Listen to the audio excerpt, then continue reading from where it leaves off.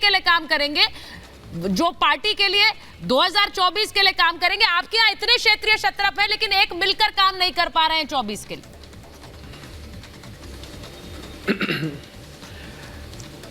इसके पीछे बहुत सारे कारण और लॉजिक है। नए नए क्षेत्रीय क्षत्रप खड़े किए जा रहे हैं। बीजेपी के लिए किए जा रहे हैं, नहीं बीजेपी के लिए किए जा रहे हैं या मोदी जी के लिए किए जा रहे हैं। जो लोग मोदी जी और शाह जी के, नहीं क्यों जोड़ेंगे सवाल, सुन लीजिए ना, पहले जो सवाल उन्होंने पूछा उसका तो जवाब दे दूं। मसला ये है कि ये क्षेत्रीय क्षत्रप सो कॉल्ड जो नए नए उभरे हैं भारतीय जनता पार्टी के अंदर, वो बीजेपी के हिसाब से काम करेंगे या मोदी जी और शाह जी के हिसाब से काम करेंगे। ये भी तो हो सकता है कि इनके शीर्ष नेतृत्व के गुडबुक में जो भी व्यक्ति हो वो सीएम बन जाए।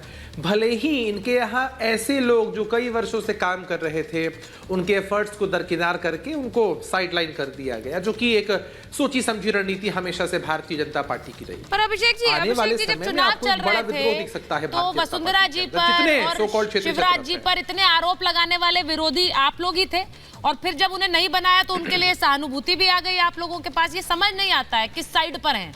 आज सहानुभूति दिख रही है उनके लिए जिन्हें नहीं बनाया गया। हमने कब अच्छा आएगी नहीं, अरे हमने स्ट्रैटेजी बताई है सुचारिता जी, हमने स्ट्रैटेजी बताई है, हमने कोई सहानुभूति नहीं जाहिर की है। नहीं, उसमें हमने स्ट्रैटेजी बताई है आपको कि भारतीय जनता पार्टी के लोग कैसे, अरे भाई सही क्या गलत क्या उनके हिसाब से सब सही होगा, हमारे हिसाब से सब गलत होगा। आप नहीं, मैं इसलिए पूछ रही हूँ क्योंकि जेडीयू की सेकंड लाइन ऑफ लीडरशिप क्या है, बता रहे हैं। नाहिद जी की पार्टी में सेकंड लाइन ऑफ लीडरशिप क्या है, कांग्रेस में second line third line leadership क्या है, बीजेपी वो स्टेज पर मंच पर नजर आ रही है, इसीलिए सवाल है।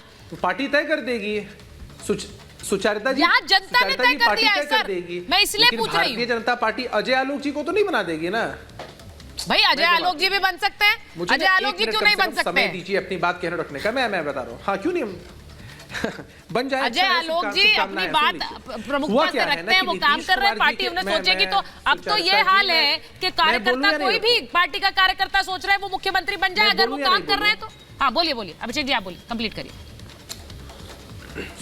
हाँ मैं कम से कम कंप्लीट कर लूं अपनी। हाँ, बोलिए। देखिए मसला ये है कि नीतीश कुमार जी के जातीय गणना मॉडल से ये लोग कहीं ना कहीं डरे हुए हैं, इसलिए खास समाज के लोगों को सीएम बनाया जा रहा है। और मार्केटिंग देख लीजिए भारतीय जनता पार्टी की, एक तरफ से कोशिश है सवर्णों को साधने की, एक तरफ से एक स्ट्रेटजी है कि भाई मोहन यादव जी को बना दिया है तो यूपी और बिहार बैलेंस होकर चला जाएगा। एक तरफ से आदिवासी समाज को बना दिया है तो उसके हिसाब से अलग प्रेजेंटेशन इनका चल रहा है। मसला ये है कि ये लोग हमेशा कोई भी काम करते हैं उसके बेस में जाति को, मजहब को रखते हैं और सोचते हैं कि देश की जनता अंधी है, नहीं समझ पाएगी। क्या रखते हैं? एक मिनट, आपने बड़ी बात कही है। लाख कोशिश कर ली, कुछ नया नहीं है। सुन लीजिए एक बात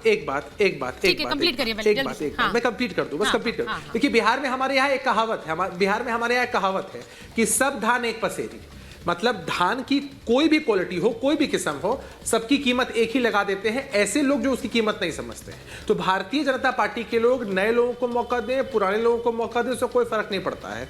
उन प्रदेशों की स्थिति में कोई सुधार नहीं होना, देश की स्थिति में कोई सुधार नहीं होना है। इनके यहाँ से जो भी लोग हैं वो अपने ही अभिषेक एक सवाल का जवाब दे रहा है। ठीक है अजय जी बोलिए। ये सारी चीजें चली रही है पहले।